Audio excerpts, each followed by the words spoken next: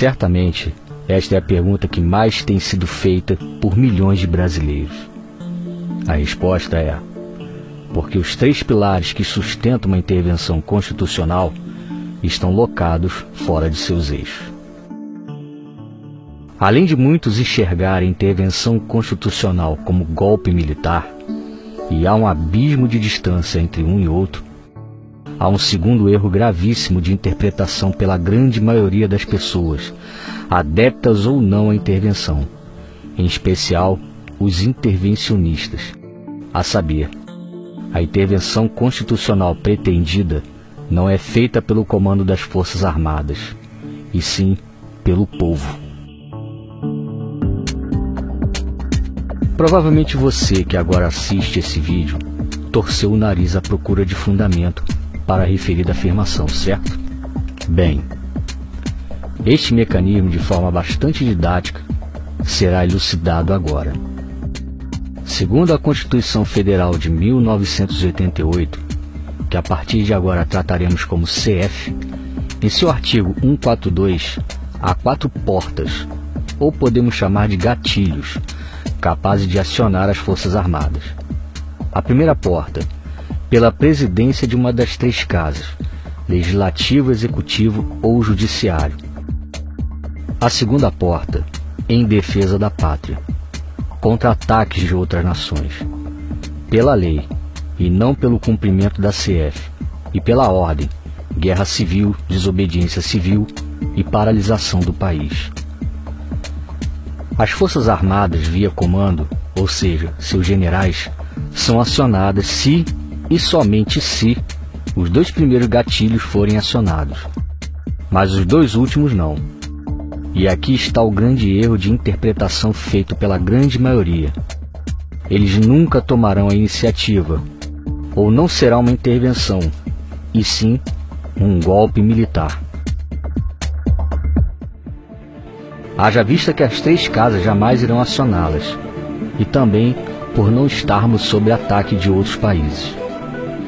Mas o elemento central de uma intervenção está no acionamento justamente das 2 últimas portas, pois somente elas são capazes de iniciar uma intervenção constitucional. Certamente essa elucidação levou você que assiste esse vídeo a outra indagação. Mas como isso na prática é feito? Bem, temos 2 motivos constitucionais em nosso favor. O primeiro é que as 3 casas estão constantemente passando por cima da lei, a CF. E o segundo, algumas regiões já estão praticamente em guerra civil, e outras já aderiram à desobediência civil, como no caso de Santa Catarina, que 75% da sua população não declararam imposto de renda em 2017.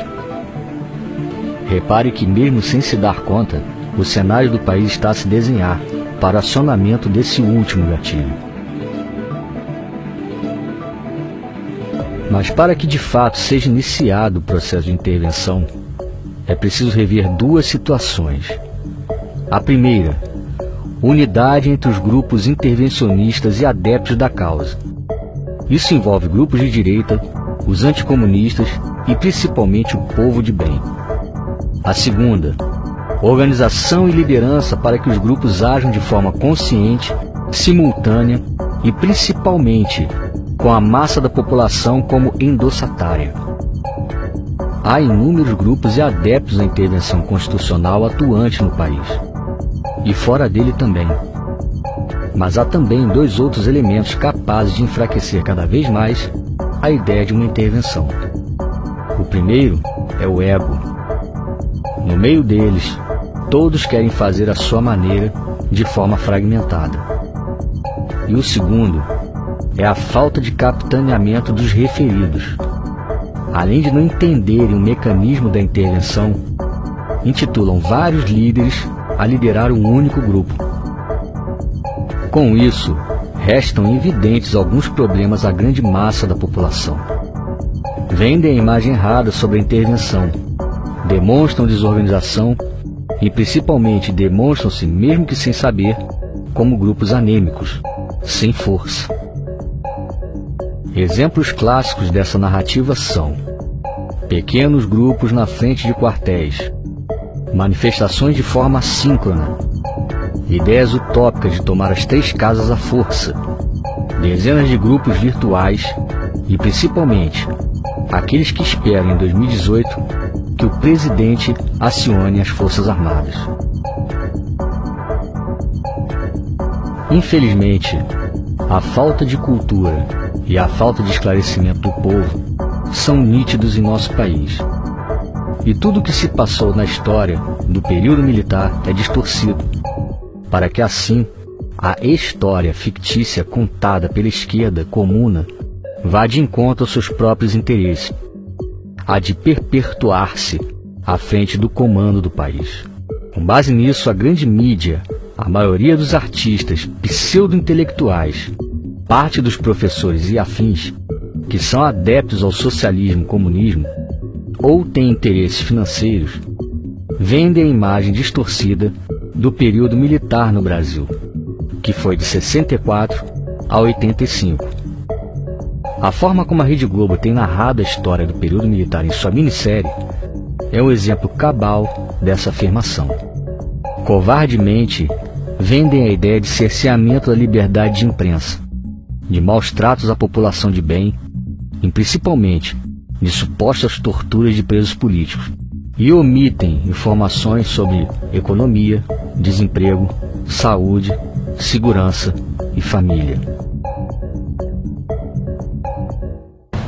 O cerceamento que houve no período militar foi acerca da grande mídia comunista. Não se podiam transmitir novelas com cena de sexo. Também eram proibidas letras de música que faziam apologia a drogas, à prostituição, ao comunismo e a outras obscenidades. Quanto aos maus tratos e supostas torturas, diferentemente dos dias atuais, os bandidos eram tratados como bandidos, não possuíam bolsa presidiário e direitos humanos. Usuários de drogas que ficassem pelas esquinas eram tratados como foras da lei. Guerrilheiros eram tratados como traidores da pátria. E nas classes escolares, os professores eram tratados como heróis. Nos intervalos tocava-se o hino nacional. Houve o maior crescimento econômico de todos os tempos e o menor índice de desemprego sem precedentes. A família era tratada como instância máxima da sociedade. Não se ouvia falar em aborto, tampouco em divórcio. Grupos minoritários que buscam direitos especiais, eventos de sexo a céu aberto, parada gay, feministas que defecam em plena Avenida Paulista e direitos humanos que defendem bandidos, sequer cogitavam existência. No que concerne a bandidos travestidos de políticos, esses sempre existiram na história da sociedade.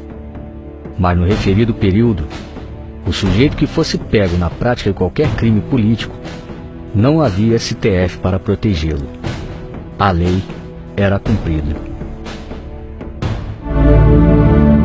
Nunca houve golpe militar. O que houve de fato foi um clamor de milhares de vozes, vozes do povo. Da mesma forma que foram feitos com Dilma e Collor. Forçosamente, essas milhares de vozes fizeram o Congresso caçar o até então presidente comunista João Goulart. Quem fez a intervenção de 64 no Brasil foi o povo. Artigo 1º da Constituição Federal. Todo poder emana do povo.